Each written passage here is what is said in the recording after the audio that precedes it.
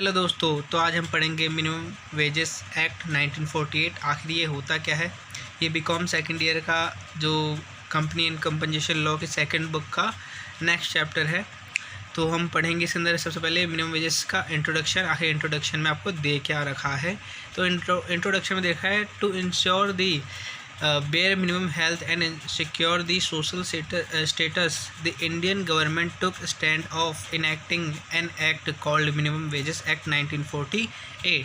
मतलब कि जो ये मिनिमम वेजेस एक्ट है इसका इंट्रोडक्शन क्या है। इंट्रोडक्शन इसका क्या है, सरकार ने इसे क्यों किया था। तो इंट्रोडक्शन इन्होंने इसलिए किया था ताकि क्या है, जो भी मज़दूर हो, जो मज़दूर काम करते हैं, उन्हें क्या है मिनिमम वेजेस मिल सके। ठीक है, तो मिनिमम वेजेस एक्ट के 1948 में यहाँ पे उन्हें ये एक्ट चालू किया गया ताकि सभी कर्मचारी जो भी क्या है एम्प्लॉयज़ है, उनको क्या है, उनका जो भी लाइफ में ज़रूरतें होती हैं उनको पूरी करने के लिए क्या है मिनिमम वेजेस मिले। मिनिमम कम से कम अपनी क्या ज़रूरतों को पूरी कर सके, उसको क्या कहते हैं मिनिमम वेजेस एक्ट बोला गया। यहाँ पर आगे आते हैं टाइप्स ऑफ वेजेस।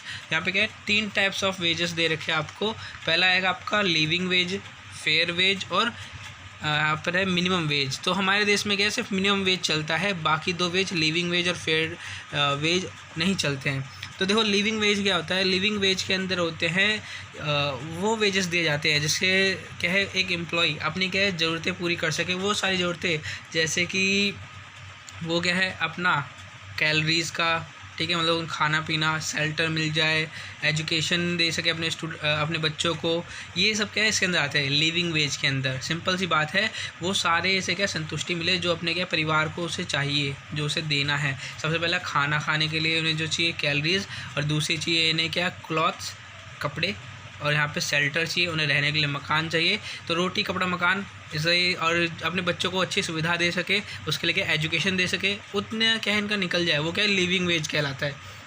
अगला क्या है फेयर वेज।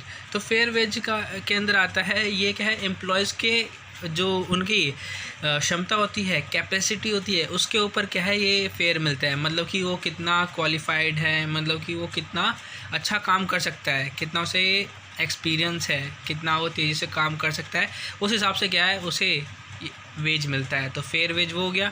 अब आते हैं मिनिमम वेज। तो मिनिमम वेज हमारे पूरे इंडिया में लगता है। तो मिनिमम वेज के अंदर होता क्या है। तो देखो मिनिमम वेज के अंदर ये हैगा, मतलब कि सरकार हर एक एम्प्लॉयज़ को वो हर एक सुविधा प्रोवाइड कराती है। जैसे लिविंग वेज के अंदर था वैसे मिनिमम वेज के अंदर है, मतलब शेल्टर मिलेगा, ठीक है, कैलोरीज मिलेगी, मतलब खाने के लिए खाना होना चाहिए, रोटी कपड़ा मकान, ये तो मिलेगा। साथ में उसके बच्चों को शिक्षा भी मिलेगी। साथ ही साथ जो इसके अंदर एम्प्लॉयज़ है उनको भी क्या है प्रशिक्षण मिलेगा, ट्रेनिंग मिलेगी, उनको भी क्या हैगा डेवलप किया जाएगा, उन्हें एजुकेशन दिया जाएगा, जिससे क्या है वो अपना क्या है जो भी वो नया चीज़ कर रहे हैं उनमें क्या है स्किल्स बढ़े, उनका क्या है स्किल्स बढ़ाया जाएगा। तो ये क्या है मिनिमम वेजेस आता है इसके अंदर। और हमारे देश में क्या है मिनिमम वेजेस ही प्रोवाइड किया जाता है। इतना समझ गए होगे।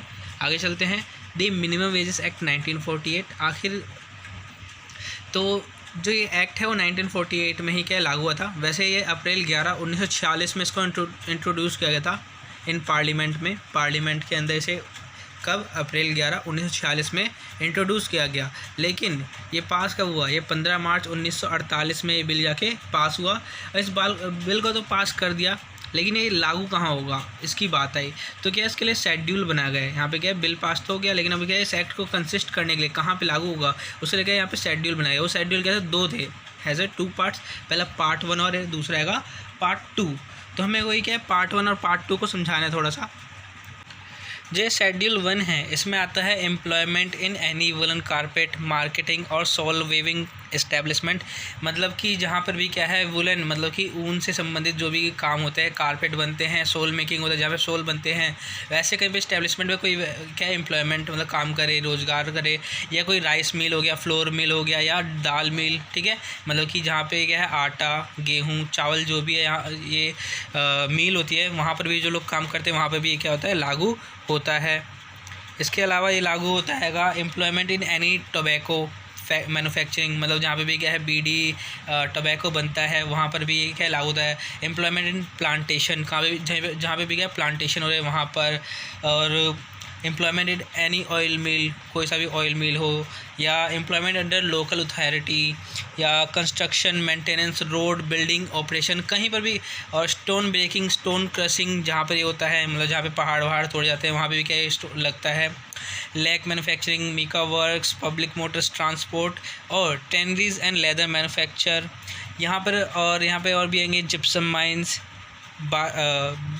बाइट्स माइंस, बॉक्साइट माइंस और मैग्नेंस माइंस, ऐसे करके क्या है बहुत सारे आएंगे। यहाँ पे एक चाइना क्ले माइंस भी आता है, काइनाइट माइंस भी आता है, कॉपर माइंस भी आता है। तो ये सारे क्या पार्ट 1 के आते हैं। किस में आता है ये? पार्ट 1 में जो शेड्यूल है। अब आता है क्या पार्ट 2 का शेड्यूल। तो पार्ट 2 के शेड्यूल में आता है यहाँ पर एग्रीकल्चर से रिलेटेड होते हैं। किससे? एग्रीकल्चर से related. In any form of farming including the cultivation and tillage of soil, daily farming, मतलब जो भी वहाँ पे प्रोडक्शन से रिलेटेड काम होता है, हार्वेस्टिंग होती है, उससे रिलेटेड बात है यहाँ पर। हॉर्टिकल्चर ये क्या है, इसके अंदर आते हैं। मैं कुछ और नाम बताता हूँ जो इसके अंदर होते हैं, क्वेश्चन पूछे जाते हैं आखिर इसमें। यहाँ पे इंक्लूड होता है cultivation, tillage, soil, tillage of soil, dairy farming, production, cultivation, growing and harvesting of any agriculture और हॉर्टिकल्चर कमोडिटी। ये सारे क्या है इसके अंदर आते हैंगे। ठीक है, अब आगे चलते हैं। दी terms use under the act, इससे क्या टर्म यूज़ होते हैं। तो यहाँ पे देखो, यहाँ पे दे रखा है आपको फर्स्ट, जिसमें चाइल्ड, एडोलसेंट एंड अडल्ट, मतलब यहाँ पे बस टर्म्स है। इसके क्या क्या यहाँ पे डेफिनेशन बतानी है। सिर्फ चाइल्ड क्या होता है जो 14 साल से कम एज का होता है, एडोलसेंट क्या 14 साल से तो ऊपर होता है लेकिन क्या 18 साल से कम एज का होता है, अडल्ट जो 18 साल से ऊपर होता है। कॉम्पिटेंट अथॉरिटी, मतलब कॉम्पिटेंट अथॉरिटी क्या है यहाँ पर, ये एक नोटिफिकेशन गैजेट जारी करती है, जिससे क्या है जो भी ये वेजेस एक्ट के अंदर क्या है वो होगा, चेंजेस होंगे, वो क्या है पहले नोटिफिकेशन दे के गैजेट में बताना पड़ता है। वो चीज़ का ये गैजेट का तो राजपत्र होता है, वहाँ पे आप नोटिफिकेशन दोगे, फिर डिक्लेयर्ड होगा, उसके बाद क्या ये इसके ऊपर क्या पूरी कार्रवाई चलती है। उसके अलावा वेजेस क्या होता है ये आपको पता ही है। Cost of living index number, मतलब कि अभी मार्केट में cost of living index number चल क्या रहा है। एम्प्लॉयर क्या होता है, एम्प्लॉयर जो काम देता है, एम्प्लॉई कौन होता है जो काम करता है। तो इसका यही बता रखा है। चलो ठीक है, आगे चलते हैंगे। ये क्या मिनिमम रेट्स ऑफ वेजेस, तो ये है क्या, they at least cover a family of 4 requirements of, मतलब कि है वो कम से कम, मतलब जो मिनिमम रेट्स है वो उसको क्या हैगा, तो वो क्या है कम से कम क्या ये जो रिक्वायरमेंट दे रखी है वो पूरी कर सके। तो रिक्वायरमेंट है क्या, कैलोरीज मिले, मतलब खाना मिलना चाहिए। दूसरा शेल्टर मिले, उन्हें क्या रहने के लिए घर में रहना चाहिए। क्लोथ, कपड़ा होना चाहिए। एजुकेशन, शिक्षा मिलनी चाहिए। मेडिकल असिस्टेंस, मतलब उन्हें दवाइयाँ की भी सुविधा होनी चाहिए। एंटरटेनमेंट, अपना मनोरंजन भी कर सके। ये सारा जो मिल जाए, इसे ध्यान में देखे गया मिनिमम रेट्स ऑफ वेजेस बनाया गया है, ताकि हम इतना वेजेस दे सके उस एम्प्लॉय को क्या ये सारी सुविधा कम से कम मिले। इसके आगे types of minimum wages rate. तो types of minimum wages rate के अंदर आता है सबसे पहला अ मिनिमम टाइम रेट, मतलब कि टाइम के हिसाब से क्या है काम देना। ठीक है, और अ मिनिमम पीस रेट पे रखा जाता है, मतलब इतना पीस बनाओगे तो उसके हिसाब से एक पीस पे इतने रुपए दिए जाते हैं, तो उसके हिसाब से। अ गारंटेड टाइम रेट, तो गारंटेड टाइम रेट का मतलब होता क्या है, देखो इसके अंदर क्या है जो पहले पीस रेट पे एम्प्लॉयज़ रखे गए थे उसमें से क्या उन्हें सिलेक्ट करते हैं। ठीक है, उनमें से सिलेक्ट करके उन्हें क्या हैंगे मिनिमम टाइम रेट के आधार पर क्या उन्हें कन्वर्ट कर देते हैं। ठीक है, उसे कहते हैं यहाँ पर क्या गारंटेड टाइम रेट। उसके अलावा ओवर टाइम रेट आप जानते हो, मतलब कि सिंपल सी बात है, जो भी ओवर टाइम लगा के काम करेगा वो ओवर टाइम रेट कहलाता है। देखो wages rate fixed across states और employments. The minimum wage rate differ among different states and also this type of employment employee in working in।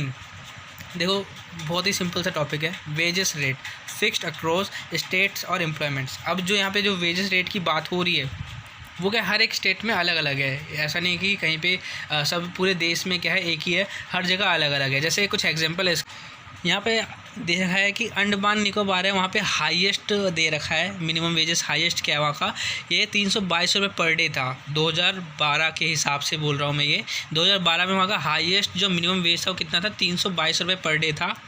और जो मिनिमम लोएस्ट था वो क्या था, 38 रुपये था, जो त्रिपुरा में था। कितना, 38 रुपीज़ था जो त्रिपुरा में था। ये मिनिमम वेज रेट की बात हो रही है। ठीक है, और जो हाईएस्ट वेज रेट है वो क्या 322 रुपये था, वो कहाँ पर, अंडमान और निकोबार, ठीक है, आइसलैंड पे था। इसके अलावा और भी एग्जांपल है, जैसे केरला हो गया, वहाँ पर क्या है 155 रुपये था, वेस्ट बंगाल में 272 रुपये, ऐसे करके क्या हर एक जगह पे अलग अलग क्या है स्कीम हैंगे। इसके अलावा बात है क्या मनरेगा वेजेस रेट वर्सेस दी मिनिमम वेज एक्ट 1948। अब इसके अंदर है क्या, is a scheme that guaranteed employment for 100 days at a wage rate of ₹120 per day. अब देखो पहले तो ये क्या है, जो मनरेगा इसका मतलब होता क्या है, Mahatma Gandhi national rural employment guarantee act. ये क्या गारंटी स्कीम होती है जो क्या है हर एक व्यक्ति को जो क्या एम्प्लॉय होता है उन्हें क्या है गारंटी देती है कि उन्हें 100 डे वर्क मिलेगा, एक साल के अंदर 100 दिन काम करने को मिलेंगे। और इसका जो रेट था, वेज रेट था, वो 120 रुपये पर डे था। कितना, 120 रुपये पर डे था। वो भी कब किया गया था, 2009 में। कब किया गया था, 2009 में। लेकिन उसी टाइम के इसमें वो हुआ था, थोड़ा चेंज किया गया था कुछ जगह के लिए। एक मिनट रुको मैं बताता हूँ। जैसे कि यहाँ पर दे रखा आपको Uttar Pradesh, Rajasthan, Maharashtra revised and increase their minimum wage rate. तो उन्होंने क्या किया था, उसी साल 2009 में ही अपने क्या है इस रेट को क्या करा था, रिवाइज्ड किया था, मतलब उसे बढ़ाया था। इस वक्त इनका क्या है रेट जो 120 रुपये था वो क्या बहुत कम था, तो इन्होंने क्या कर दिया, इसे इंक्रीज़ करके 220 पर डे कर दिया था। और फिर यहाँ पे क्या है बहुत जगह ऐसे थे जहाँ पे क्या है संशोधन होते गए। 2012 के अंदर संशोधन हुआ जिसके अंदर क्या है इस उत्तर प्रदेश में से 220 रुपये कर दिया गया था, महाराष्ट्र में से 478 रुपये कर दिया गया था। 2012 की बात कर रहा हूँ मैं, याद रखो। उत्तर प्रदेश में 217 रुपये पर डे कर दिया गया था, ठीक है। ये तो मनरेगा की बात हो रही है। फिर आगे जाके क्या है इसमें हुआ, the national advisory council and centre employment guaranteed council decide to synchronise the MNREGA wage rates with the minimum wage act. मतलब क्या है इसका आगे जाके क्या हैगा, यहाँ पर जो मनरेगा है और जो मिनिमम वेज रेट है इन दोनों क्या कर दिया, सिंक्रोनाइज़ कर दिया। सिंक्रोनाइज ने क्या जोड़ दिया एक साथ, मतलब कि अब क्या है मनरेगा के अंदर भी क्या है मिनिमम वेज रेट की क्या सुविधा आपको मिलेगी। सबसे पहले क्या है इसे दिया तो गया था परमिशन के लिए, लेकिन उसे क्या टाल दिया गया था। लेकिन प्रणब मुखर्जी उस वक्त क्या है यहाँ के प्राइम मिनिस्टर थे, तब उन्होंने क्या है इसे कुछ टाइम बाद इसे क्या कर दिया था, चालू कर दिया था, लागू कर दिया गया था। जिसकी वजह से क्या है जो मनरेगा है उसके अंदर क्या मिनिमम वेज रेट मिलता है, जो 120 रुपये था वो हट के क्या अब मिनिमम वेज रेट उसमें भी मिलने लगा है, जो भी अब प्रोवाइड किया जाता है उसके हिसाब से। तो यहाँ पे क्या है चैप्टर ख़त्म होता है। Thank you for watching. इस वीडियो को लाइक और सब्सक्राइब जरूर कीजिएगा अगर आपको ये वीडियो अच्छी लगी हो तो। Thank you.